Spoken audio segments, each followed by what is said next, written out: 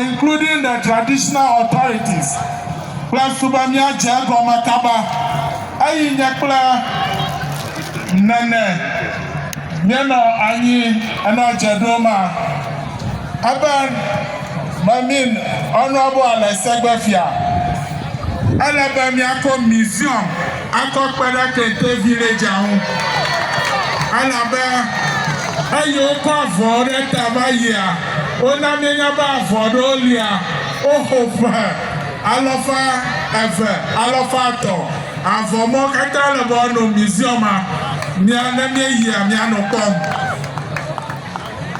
Hey, Chitra Miauta, Manyaba Miaga Godoga, Ka Aimava.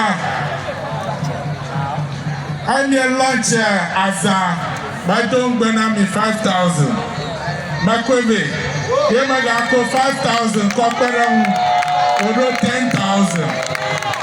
Alaba, Afi, Miafo Nafonua, and Namanga Mother Papale Tonchi is Her Excellency, the Vice President of the Republic of Ghana.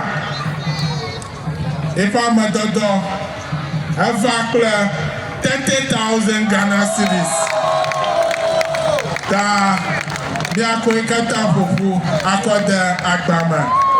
Akpenami be miasadu asana ijitegbe tobiona no agbe asaya na mieduvwa na he yayira kovena gotimedua adenaka mugamuto aka Ghana kata godo na miela chifufua na zo achimumu na miachima akpenami.